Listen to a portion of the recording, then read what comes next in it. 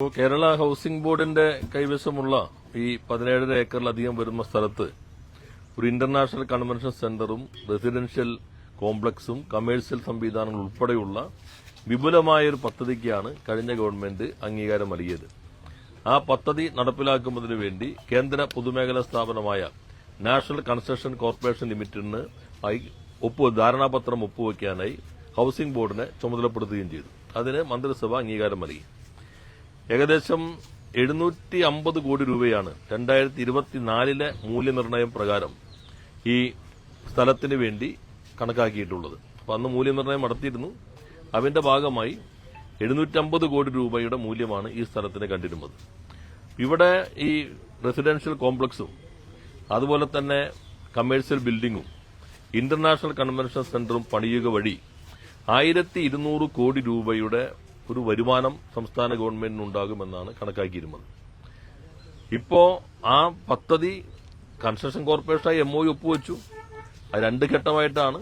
ആദ്യഘട്ടം 3.5 ഏക്കറിലധികം, രണ്ടാം ഘട്ടം ബാക്കിയുള്ള സ്ഥലത്തും എന്ന് കണക്കാക്കി ആദ്യഘട്ടത്തിന്റെ ടെൻഡർ വിളിച്ചു. ഇപ്പൊ നമ്മൾ കാണുന്നത് പോലെ അതിന്റെ നിർമ്മാണ നടപടികളിലേക്ക് പോകുന്ന ഘട്ടത്തിലാണ്. അത് പൂർണ്ണമായിട്ട് ഒഴിവാക്കിക്കൊണ്ട് സ്വകാര്യ കമ്പനിക്ക് കൊടുക്കാനുള്ള നീക്കം അതിഗൂഢമായിക്കൊണ്ട് ഈ ഗവൺമെന്റ് നടത്തുന്നത്. അത്ഭുതകരമായ കാര്യം, മലയാള മനോരമ പോലും അത് റിപ്പോർട്ട് ചെയ്യാൻ നിർബന്ധിതമായി എന്നുള്ളതാണ്. അവരാണ് ഈ വാർത്ത ആദ്യം റിപ്പോർട്ട് ചെയ്തിട്ടുള്ളത്. 750 കോടി രൂപയുടെ മൂല്യമുള്ള ഭൂമി പൂർണ്ണമായും ഈ സ്വകാര്യ കമ്പനിക്ക് കൊടുത്ത് 400 മുതൽ 475 കോടി രൂപ ഗവൺമെന്റിന് വരുമാനമുണ്ടാക്കുമെന്ന ഒരു പദ്ധതിക്കാണ് ഇപ്പോൾ അവർ പരിശോധിച്ച് അംഗീകാരം നൽകാൻ പോകുന്നത്. അതിൽ തന്നെ ആ ഡീറ്റെയിൽ റിപ്പോർട്ട് സാധാരണഗതിയിൽ ഇനിയിപ്പോ നാഷണൽ കൺസ്ട്രക്ഷൻ നിർവഹിക്കുക എന്നതായിരുന്നു LDFന്റെ കാഴ്ചപ്പാട്. ഇവരുടെ കാഴ്ചപ്പാടെല്ലാം സ്വകാര്യ മേഖലയ്ക്ക് വിടുകയാണ്. അങ്ങനെയാണെങ്കിൽ തന്നെ ആ നടപടി പൂർത്തീകരിച്ച് കാര്യങ്ങളിൽ ഒരു തീരുമാനമെടുത്ത് പിന്നെ ഓപ്പണായിട്ട് ടെൻഡർ നടപടികളിലൂടെയല്ല പോകേണ്ടത്. അതിനു പകരം പൂർണ്ണമായിട്ട് അങ്ങനെ പോകാനേ പാടില്ല. കാരണം ഒരു കേന്ദ്ര പൊതുമേഖലാ സ്ഥാപനത്തെയാണ് ഏൽപ്പിച്ചിരിക്കുന്നത്. ആ കേന്ദ്ര പൊതുമേഖലാ സ്ഥാപനം തുടർ നടപടികളിലേക്ക് പോയിരിക്കുന്നു. ആ തുടർ നടപടികളിൽ എന്തെങ്കിലും വൈകലുണ്ടെങ്കിൽ അവരുമായിട്ട് മീറ്റിംഗ് വഴി കാര്യങ്ങൾ മുന്നോട്ട് കൊണ്ടുപോകണം. അതിവേഗ ഭരണ നിർവഹണത്തിന് സാങ്കേതികവിദ്യ ഉപയോഗിച്ചുകൊണ്ടുള്ള നൂതന മാർഗങ്ങൾ ആവിഷ്കരിക്കുമെന്ന് പ്രഖ്യാപിക്കുന്ന മുഖ്യമന്ത്രിയാണല്ലോ ഇപ്പൊ കേരളം ഭരിക്കുന്നത്. അപ്പൊ നിലവിലുള്ള ഡാഷ്ബോർഡും നിലവിലുള്ള ഡിജിറ്റൽ സംവിധാനങ്ങളും ഫോളോ അപ്പിനുള്ളതുണ്ടല്ലോ. അത് വച്ചെങ്കിലും ഈ പദ്ധതി അത് സംബന്ധിച്ച് റിവ്യൂ യോഗം നടത്തി അതിവേഗതയിൽ ഇത് പൂർത്തീകരിക്കാനാണല്ലോ ശ്രമിക്കേണ്ടത്. അതിനു പകരം സ്വകാര്യ കമ്പനിക്ക് വിട്ടുകൊടുക്കാൻ ശ്രമിക്കുന്നു. 750 കോടിക്ക് സർക്കാർ തന്നെ വാല്യുവേഷൻ നടത്തിയിട്ടുള്ള ഈ പദ്ധതി 450 കോടി വരും. പരമാവധി 475 കോടി രൂപ വരെ സർക്കാരിന് കിട്ടുന്ന രൂപത്തിൽ സ്വകാര്യ കമ്പനിക്ക് കൊടുക്കുന്നു. ഒരു സ്വകാര്യ കമ്പനി പ്രൊപ്പോസൽ നൽകുന്നു. ആ പ്രൊപ്പോസൽ അടിയന്തരമായി പരിശോധിച്ച് പുട്ടപ്പ് ചെയ്യാൻ പറഞ്ഞ മന്ത്രി അതിന്മേൽ നോട്ട് എഴുതുന്നു. അത് അടിയന്തരമായി തന്നെ ഉന്നതാധികാര സമിതി പരിശോധിക്കാനായിട്ട് അവരുടെ അടുത്ത യോഗത്തിൽ തന്നെ വയ്ക്കാൻ പറയുകയാണ്. യഥാർത്ഥത്തിൽ അങ്ങനെ ഒരു തീരുമാനം എടുക്കാനേ പാടില്ല.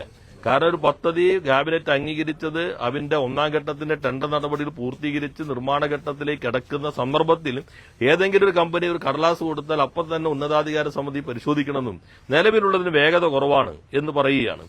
അതിനകത്ത് അതുമായി ബന്ധപ്പെട്ട സെക്രട്ടറിയുടെ പ്രതികരണം കൗതുകകരമാണ്. അദ്ദേഹം പറഞ്ഞു MOU മാത്രം ഒപ്പുവെച്ചിട്ടുള്ളൂ, അതുകൊണ്ട് എന്തും ചെയ്യാമെന്നാണ്.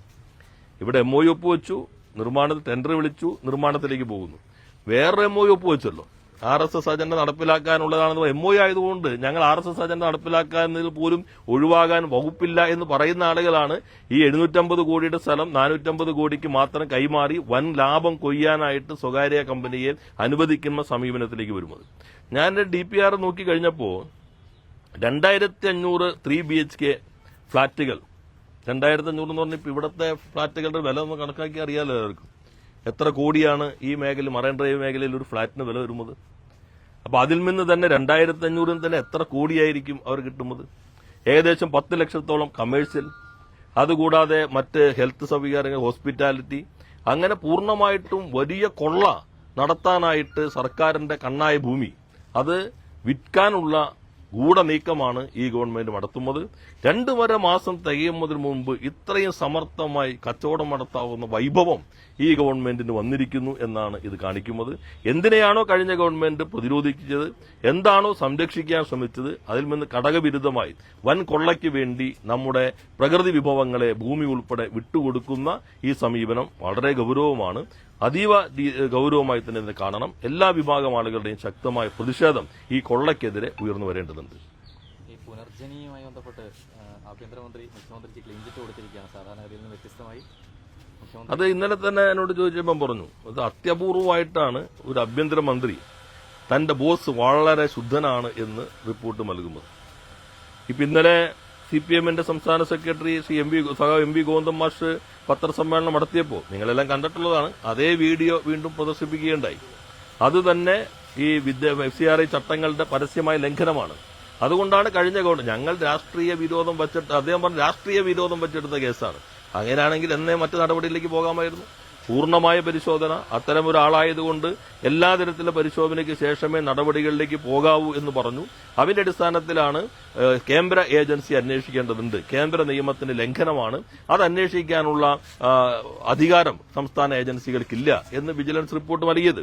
ആ റിപ്പോർട്ടിന്റെ അടിസ്ഥാനത്തിൽ ഞാൻ പേടിച്ചു പോയെന്ന് പറഞ്ഞേക്ക് എന്ന് പറഞ്ഞാൽ ഇപ്പം എന്തിന് ഇത്രയും പേടിക്കണേ?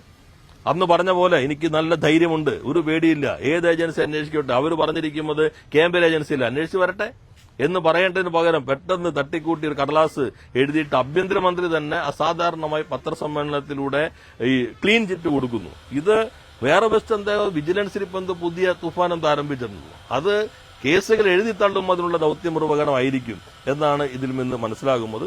എന്തായാലും അതിനെതിരെ ശക്തമായ പ്രതിഷേധം ഉയരേണ്ടതുണ്ട്. അന്വേഷണങ്ങളാകെ അട്ടിമറിക്കുക എന്ന സമീപനമാണ് ഇപ്പോൾ ഈ ഗവൺമെന്റ് സ്വീകരിച്ചിരിക്കുന്നത്. മണ്ഡലത്തിലുള്ളവർക്ക് വേണ്ടി പണം ചോദിക്കുന്നതിൽ എന്താണ് തെറ്റെന്നാണ് ഇപ്പോൾ പറഞ്ഞത്. അല്ല, കേരളത്തിന്റെ ജനങ്ങൾക്ക് വേണ്ടി പണം പിരിക്കുന്നതിന് വേണ്ടിയാണല്ലോ ഈ പ്രളയത്തിന് ശേഷം മുഖ്യമന്ത്രി, മന്ത്രിമാർ ഉൾപ്പെടെയുള്ളവർ വിദേശത്ത് പോകാനായിട്ട് അനുമതി ചോദിച്ചത്. അനുമതി നൽകിയില്ലല്ലോ. ഇപ്പോ ആഭ്യന്തരമന്ത്രി അങ്ങനെ പറഞ്ഞെങ്കിൽ അത്ഭുതകരമാണ്. ആഭ്യന്തരമന്ത്രിയാകുമ്പോൾ നിയമങ്ങളെല്ലാം മനസ്സിലാക്കണമല്ലോ. നാളെ ആഭ്യന്തരമന്ത്രി നേരെ അത് ഇടയ്ക്ക് വിദേശത്ത് പോണ ആളാണല്ലോ. അവിടെ പോയിട്ട് ഇതാ കേരളത്തിന് വേണ്ടി എന്റെ തൂഫാൻ മുടക്കുകയാണ്, നിങ്ങൾ ഫണ്ട് തരണം എന്ന് പറഞ്ഞപ്പോൾ തൂഫാൻ നല്ലതാണ്, അതുകൊണ്ട് അദ്ദേഹം ഫണ്ട് പിരിക്കുന്നു, മയക്കുമരുന്നിനെതിരാണെന്ന് പറഞ്ഞാൽ അത് നിൽക്കൂ. യഥാർത്ഥത്തിൽ പറഞ്ഞ വീടൊന്നും വച്ചിട്ടില്ല. പുത്തംവേലിക്കരയിൽ ആളുകളുടെ ഒരു മാർച്ച് കല്ല് തേടിയുള്ള യാത്രയുണ്ടായല്ലോ. അന്നിട്ട കല്ല് എവിടെ, അത് കണ്ടുപിടിക്കാൻ പറ്റില്ല എന്നാണ് തോന്നുന്നത്. എന്നാൽ ഇനിയിപ്പോ വീട് പണിതാൽ തന്നെ അങ്ങനെയാണെങ്കിൽ മുഖ്യമന്ത്രിക്ക്, മന്ത്രിമാർക്ക് നേരെ പോയാൽ മതിയില്ലേ, ഫണ്ട് പിരിക്കാമല്ലോ. നിയമങ്ങൾക്കനുസരിച്ചിട്ടാണ് ജനപ്രതിനിധികളായാലും ഭരണാധികാരികളായും പ്രവർത്തിക്കാൻ കഴിയുകയുള്ളൂ.